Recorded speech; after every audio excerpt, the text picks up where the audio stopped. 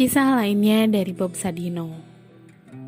Percaya 100%. Bob Sadino pernah berkata, pengusaha tak harus pintar dalam segala hal, tapi mesti lihai mencari orang pandai. Satu lagi gaya khas manajemen sumber daya manusia ala Bob Sadino, yakni percaya pada anak-anaknya. Dia sering memberi kebebasan kepada para pekerjanya untuk bertindak sesuai keinginan mereka. Kalaupun mereka keliru, Bob jarang sekali memberi hukuman dalam bentuk kekerasan atau sejenisnya. Dia hanya membiarkan pekerja yang berbuat salah untuk segera bangkit dan memperbaiki kesalahan. Contohnya, dalam sebuah peristiwa besar yang sempat menguji keputusan Bob keluar dari perusahaan. Salah seorang anak buahnya membuat kesalahan sehingga merugikan perusahaan sebesar 5 juta dolar Amerika. Angka tersebut tentu cukup fantastis. Perusahaan mana yang tak akan berang mengetahui kehilangan bilangan begitu besar? Namun tidak dengan Bob. Ia membiarkan kesalahan itu terjadi dan tetap memperkerjakan anak buah yang berbuat salah. Menurut Bob, dia yang berbuat salah, maka dia harus bangkit untuk memperbaiki kesalahannya. Jadi, jika Anda mempercayai anak buah, berikan kepercayaan sepenuhnya. Biarkan mereka berbuat salah, lalu memperbaiki kesalahannya sendiri. Seperti saat membiarkan anak belajar naik sepeda, berikan sepeda dan biarkan ia belajar menaikinya. Kalau jatuh, biarkan dia bangkit lalu menaikinya kembali. Tugas Anda hanya menyiapkan obat saat mereka terluka. Ya, mungkin sulit mencari padanan bos atau pemilik usaha seperti Bob Sadino. Padanan dalam hal memberi kepercayaan kepada para pekerja, dia 100% melimpahkan kepercayaannya kepada anak buah tanpa disertai embel-embel atau syarat apapun. Orang menyebutnya sebagai desentralisasi dari pimpinan sebagai pusat kekuasaan kepada para pegawainya. Jadi, begitulah kira-kira gambaran tentang desentralisasi kekuasaan yang dipercayakan Bob kepada anak-anaknya.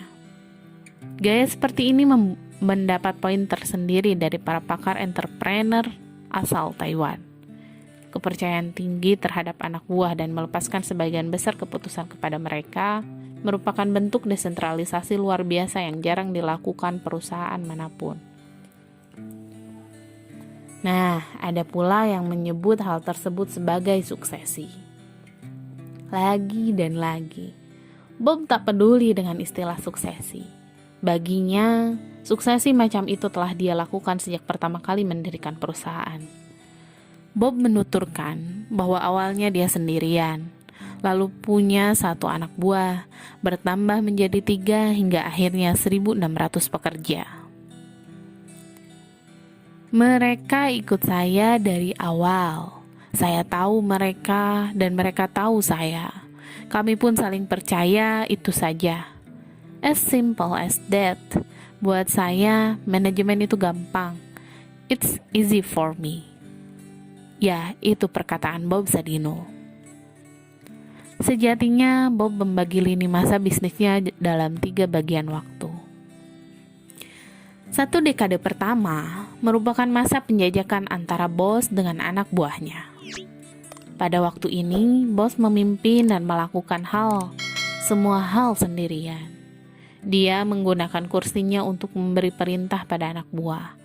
Pada masa ini pula, bos mulai mencari tahu kemampuan anak buah, sementara anak buah mencari tahu gaya kepemimpinan apa dan bagaimana yang diinginkan bos. 1 dekade kedua merupakan masa tahu sama tahu. Bos telah begitu mengenal kemampuan anak buahnya, sementara anak buah juga sudah mengerti apa yang diinginkan bos.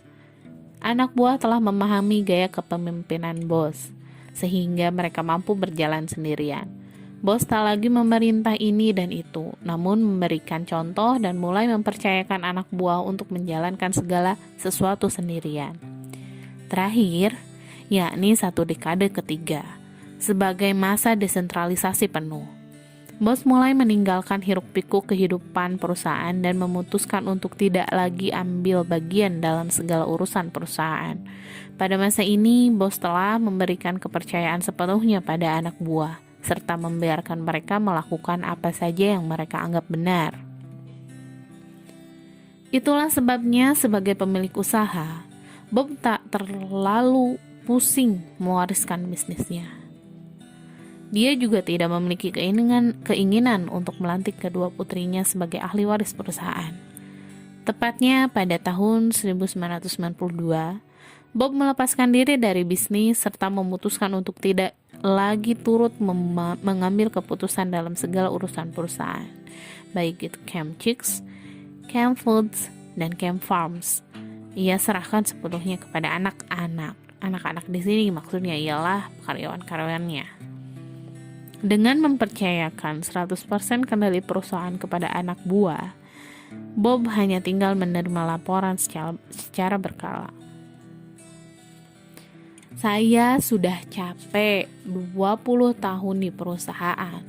Sekarang kamu aja deh, ucap Bob kepada anak buah yang menggantikan dirinya menjadi direktur utama. Memang sejumlah petinggi perusahaan telah Bob percaya untuk sepenuhnya mengelola. Dia menganggap mereka sudah mampu berdiri sendirian tanpa campur tangan dirinya. Sebagaimana filosofi perjalanan bisnisnya. Pada 1 dekade pertama, mereka telah banyak mempelajari gaya kepemimpinan dan sepak terjang bisnis ala Bob Sadino.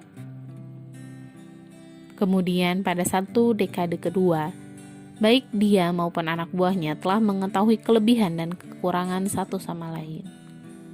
Maka pada 1 dekade ketiga, seharusnya para anak buah ini sudah mampu menjalankan bisnis tanpa tergantung Bob. Terbukti, keputusannya tidak salah.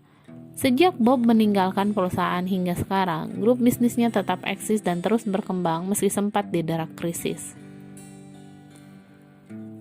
Ekspor sayur ke Jepang terus meningkat hingga ribuan ton. Bahkan, permintaan pasar ekspor belum terpenuhi semua. Kemudian, bisnis dagingnya semakin hari semakin diminati konsumen karena kualitasnya yang terjamin.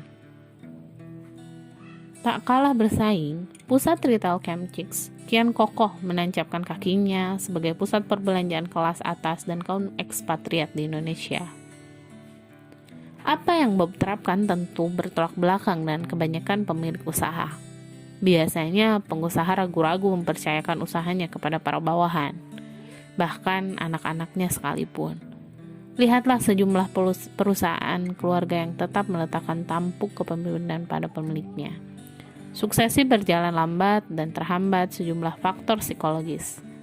Sedangkan Bob dengan enteng memutuskan tidak ikut dalam pengambilan keputusan bisnis. Dia bukan lagi bos, melainkan hanya pemilik yang tidak mencampuri urusan perusahaan. Dengan santainya, pemilik grup retail ternama ini tak pusing menghadapi ganjalan psikologis setelah lengser dari pucuk kepemimpinan. Karena bagi